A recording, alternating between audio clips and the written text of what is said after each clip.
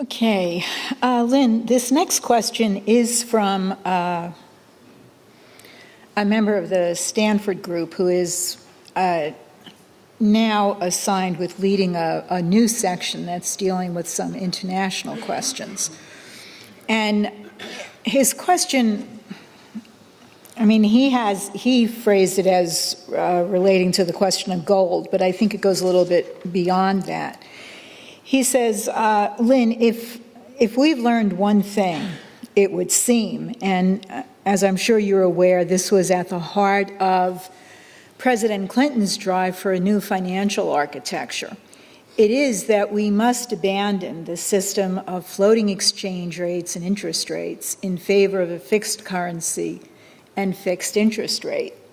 And that unless we do that, we are not going to have any hope of ongoing economic cooperation. It's the only way that it seems to me we can proceed, where you don't end up with one currency as dominant, but with a common agreement among different currencies. The question that I have in all of this is the role of gold. Some of my colleagues here have argued that the 1944 Bretton Woods system was based on a gold standard. Now, I'm not at all sure that that is even true, but in any case, I see a problem with using gold as a standard of value. And without going into the details of why I say that, I think you could probably figure it out. My question is, couldn't we use production as a standard of value? So what I'm asking you is, number one, in terms of discussing a new financial architecture, how do you see the role of gold? And number two, concretely, if you agree with me that we wish to use production as a standard of value, how would that work? Well, you've got several problems, including some historic ghosts in this question. You had go from April 12th to April 13th, 1945. You had in the previous year, you had the Bretton Woods Conference. In this conference, Franklin Roosevelt had denounced the policies, the British policies of a monetary system, the Keynesian system. This prevailed until the 12th of April, 1945, when Roosevelt died. The following day, Harry Truman was president, and Harry Truman went with Churchill to a Keynesian system as opposed to a Roosevelt dollar, a fixed exchange rate dollar. And then we produced a monster, which was an attempt to return implicitly to the gold standard rather than a fixed exchange rate system based on not on a monetary standard, but a credit standard. So if you think about the gold question as a credit system, not a monetary system, most of your confusion is eliminated. But the confusion comes once you do ignore the fact that there was a revolution against the United States, a virtual act of treason under Truman on the 13th of April, 1945, where Roosevelt had denounced monetarism at Bretton Woods, had fought against it and suppressed it, defeated it. As soon as he was dead, Truman, the traitor, brought Keynes in. And the world system since that time was Keynesian, not U.S. That was the beginning of the return of the British Empire, was that event. Now, there should be no gold standard for the same reason that Roosevelt opposed Keynes.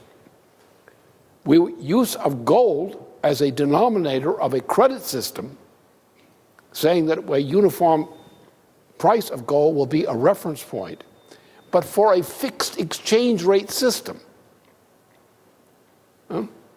And therefore, the gold was simply a mechanism to facilitate a fixed exchange rate system, and as a credit system, not as a monetary system. The thing is to concentrate on the essential question. Do not think, it comes up in this question of law. We're going to tell those idiots in the Congress to vote up a law. And the crooks in the back room are going to fix that law so that by the time what comes out is going to have no resemblance to the initial intention of the members of Congress. We call it the dismembers of Congress, often for that reason. So the problem is that we don't go by the idea of production values. And a fixed exchange rate system, the motive is production values. And the problem, what happens is we absent ourselves by the way we allow crooked behavior in the Congress and and generally. We allow crooked behavior. We allow people in the Congress to go behind doors and devise laws which are cheating on what the public thought the intent of that law was. Is right now. What are legislators? Legislation is a form of lying. You don't know what you're getting. It's like getting a Christ snake in your bedroom, It's not what you intended. So that's the problem here. And therefore, you have to go at the question of how the system will operate. The other aspect of this, in respect of law, is our lawmaking is increasingly lawless. The U.S. Constitution, which is the only decent constitution in the world, really, when it's respected, was based on certain principles. It was not a farrago of this and that with a multitude of different kinds of nooks and crannies. Not like a British parliamentary system. But we've been corrupted by adopting the habits of practice of a parliamentary system, not a constitutional system, based on credit. And therefore, we put up with this nonsense. But there has to be a general overhaul of our system of law and the behavior of the legislatures, because our legislative process over the centuries has become increasingly corrupt.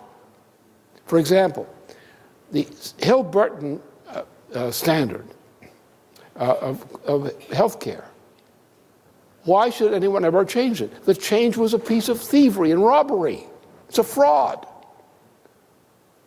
So when we talk about a health care reform, why don't we just go back to Hill-Burton and end the HMO, which is a fraud from the onset?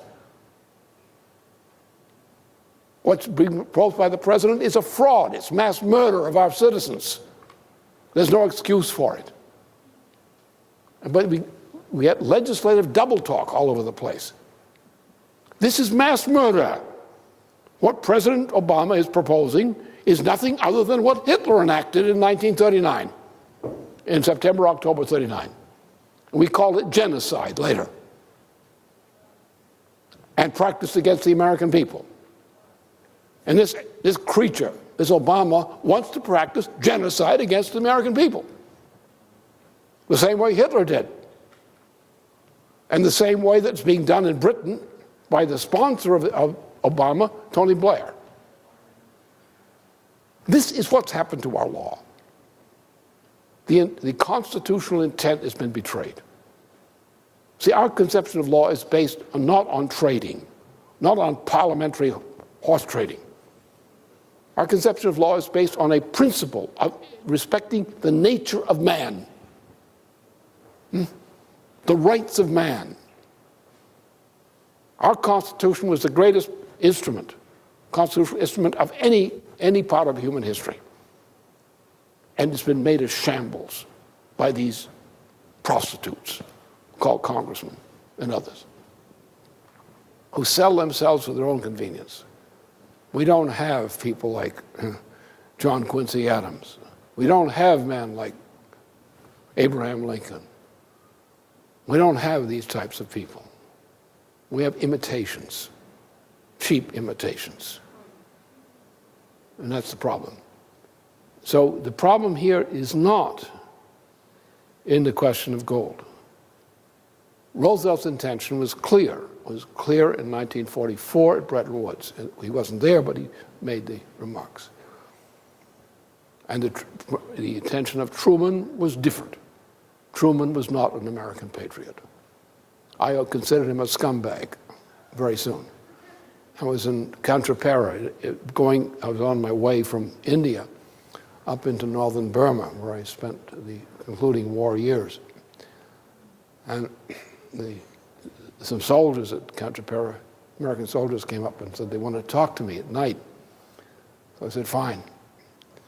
So they came up and they said, we wanted to ask you, what's going to happen to us now that President Roosevelt is dead? And my answer, which is memorable to me because it was short, it helps sometimes, doesn't it? I said, well, I haven't thought much about this until now, but I can say this. We were governed by a great man, Franklin Roosevelt.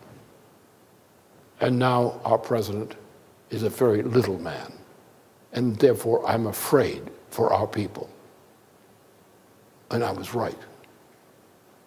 And as soon as I got back to the United States, I really knew I was right. This guy was a menace. And he's typical of the political corruption. And the problem we're going to have to deal with in this is to recognize that these problems exist. They lurk all around in the institutions of government. And we're going to have to clean the mess up.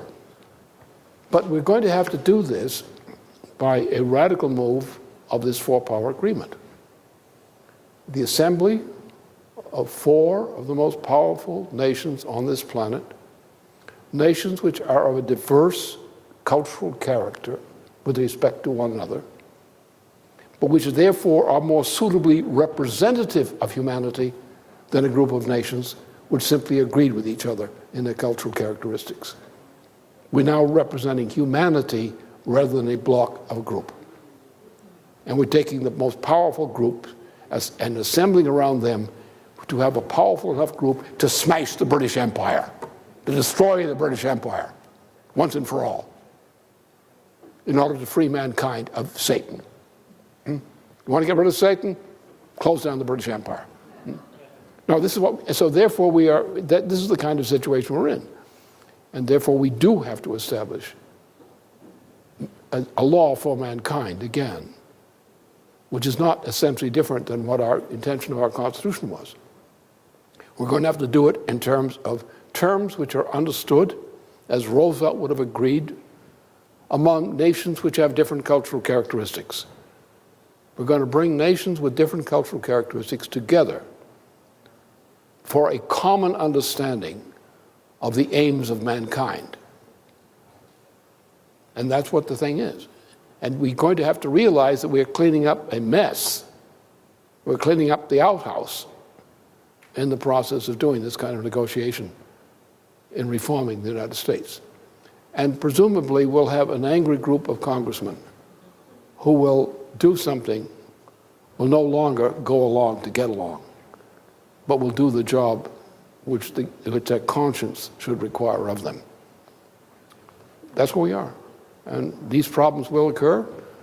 Don't worry about them as long as we're doing something to fix them.